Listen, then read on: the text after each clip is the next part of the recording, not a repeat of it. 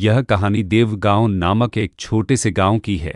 इस गांव के पास एक बहुत पुराना और प्रसिद्ध पुल था, जिसे लोग लाल पुल कहते थे। पुल का रंग लाल था, पर लोग कहते थे कि यह रंग खून का था। गांव के लोग मानते थे कि पुल पर एक भूत रहता है, जो हर रात एक राहगीर का इंतजार करता है। शहर से एक युवा लेखक आदित्य इस पुल के बारे में लिखने आया था।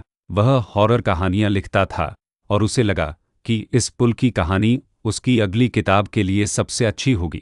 गांव के लोगों ने उसे बहुत समझाया, पर वह नहीं माना। एक सर्द रात को आदित्य उस पुल पर पहुंचा।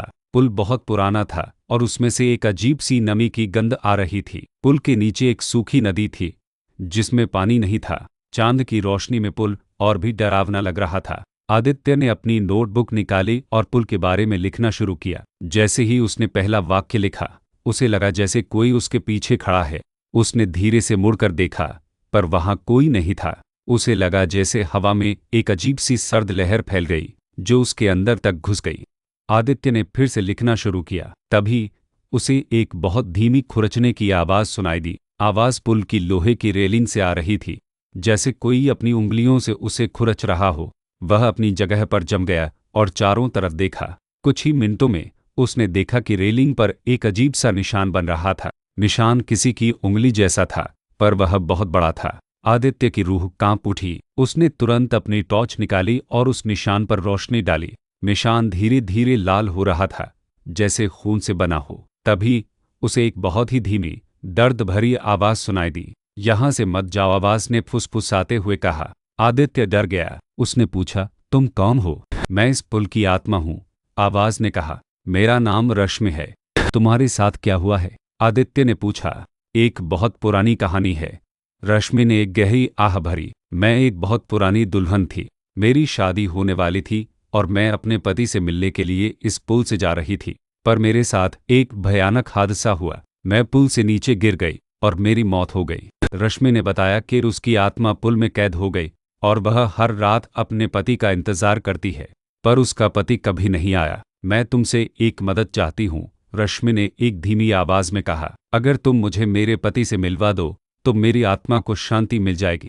आदित्य की रूह कांप उठी। उसे अब सब कुछ समझ में आ गया था। पुल पर भूत नहीं था, बल्कि एक आत्मा थी, जो अपनी मंजिल तक नहीं पहुंच पाई थी। तुम्हारा पति कौन है? आदित्य ने पूछा। उसका नाम अमित है, रश्मि ने कहा। वह गांव के सबसे अमीर जमींदार का बेटा था। वह मुझे लेने के लिए यहाँ आ रहा था, पर वह कभी नहीं आया। आदित्य ने तय किया कि वह अमित को ढूंढेगा। वह वापस गांव गया और एक पुराने गांव वाले से अमित के बारे में पूछा। बूढ़े आदमी ने अमित की कहानी बताई। अमित एक बहुत अच्छा इंसान था, बूढ़े आदमी ने कहा। वह अपनी प्रेमिका से बहुत प्यार करता था, पर उसके पिताजी ने उसकी शादी किसी और से करवा दी। अमित ने अपनी शादी वाले दिन अपनी प्रेमिका से मिलने के लिए एक वादा किया था। वह उस दिन इस पुल से जा रहा था, पर वह कभी नहीं पहुंचा। क्यों? आदित्य ने पूछा।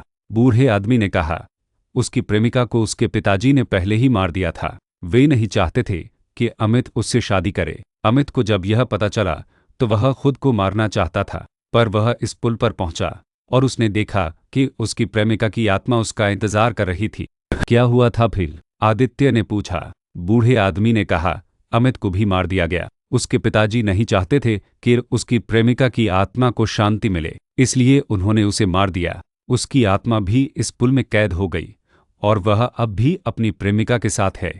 आदित्य की रूह कांप उठी। उसे अब सब कुछ समझ में आ गया था। रश्मि अकेली नहीं थी, बल्कि अमित की आत्मा भी उसके साथ थी।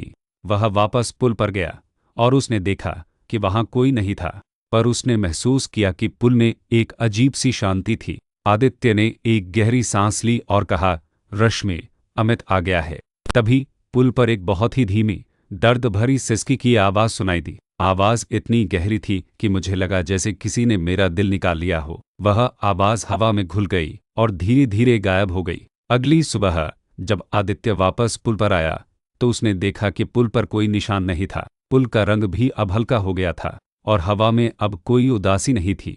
उसे लगा जैसे दो आत्माएं एक दूसरे से मिल गई हों। आदित्य ने अपनी नोटबुक में अपनी कहानी पूरी की। यह एक हॉरर कहानी नहीं थी, बल्कि यह प्यार, धोखा और विश्वासघात की कहानी थी। उसने यह कहानी लिखी ताकि लोग जान सकें कि कुछ आत्माएं हमें डराने नहीं आती, बल्कि उन्हें सिर्फ प्यार चाहिए होता है।